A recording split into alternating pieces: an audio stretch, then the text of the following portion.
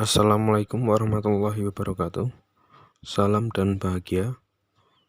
Perkenalkan, kami dari kelompok 8A ingin mempresentasikan terkait hasil diskusi kami tentang mesin perkakas. Saya David Hendriansyah, Prodi Teknik Industri kelas A, NIM 20200120117. Nama saya Muhammad Azir, NIM 20200120111. Kenalkan, nama saya Gilbert Tutanonu.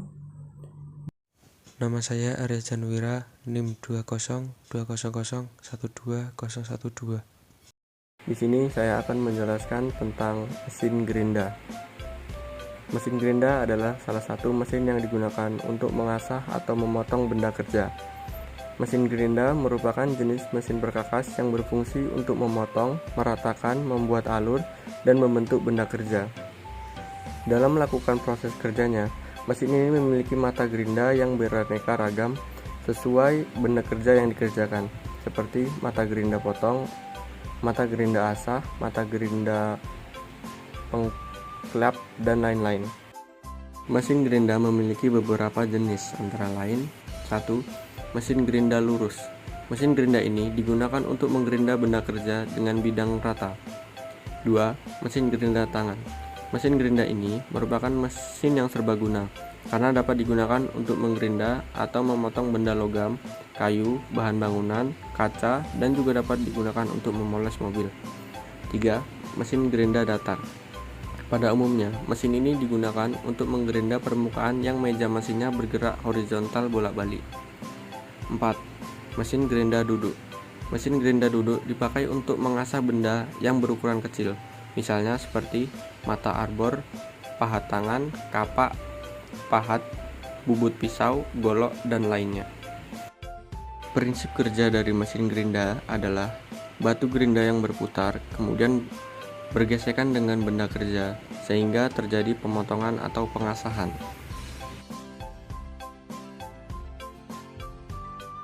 Las karbit adalah mesin las yang menyambungkan logam dengan logam, atau bisa disebut dengan penggelasan, yang menggunakan gas asetilen Z2H2 sebagai bahan bakar. Prosesnya adalah membakar bahan bakar yang telah dibakar gas dengan oksigen O2 sehingga menimbulkan nyala api dengan suhu sekitar 3500 derajat Celcius yang dapat mencairkan logam induk dan logam pengisi. Cara-cara penggunaan las karbit. Pertama, buka regulator oksigen dan gas asetilen yang ada pada tabung.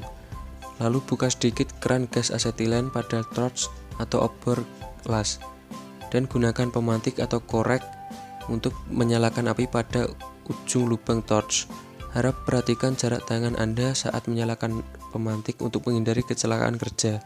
Setelah api menyala pada obor las, putar kembali keran asetilen hingga tidak terdapat asap hitam yang keluar.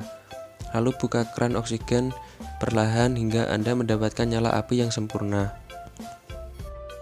Las busur listrik, umumnya disebut dengan las listrik, adalah salah satu cara menyambung logam dengan jalan menggunakan nyala busur listrik yang diarahkan ke permukaan logam yang akan disambung. Prinsip kerja mesin las listrik. Mesin las listrik dapat mengalirkan arus cukup besar, tetapi dengan tegangan yang aman, kurang dari 45 volt. Cara kerja mesin las ini adalah dengan mengalirkan listrik yang tertumpu pada busur listrik sehingga menimbulkan energi panas yang cukup tinggi, sehingga akan mudah mencairkan logam yang disentuhnya.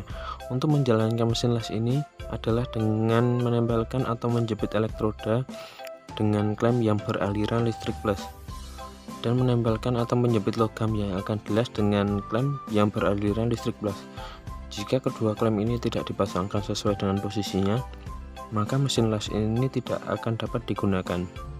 Di sini saya akan menjelaskan salah satu jenis mesin perkakas, yaitu mesin bor. Dari kegunaan mesin bor, jenis mesin bor, dan prinsip kerja mesin bor.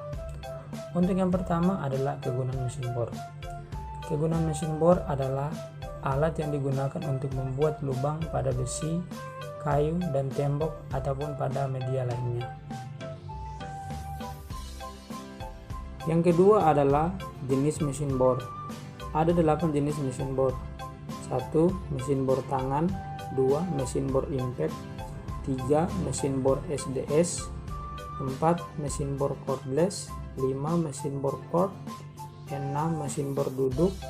7. Mesin bor gantung. 8. Mesin bor magnet. Yang ketiga adalah prinsip kerja mesin bor. Prinsip kerja mesin bor adalah memanfaatkan gerakan putar dari poros yang diteruskan ke mata bor.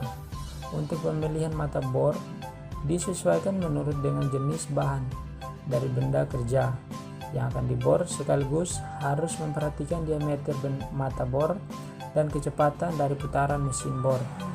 Sekian penjelasan dari kegunaan mesin bor, jenis mesin bor, dan prinsip kerja mesin bor. Terima kasih, salam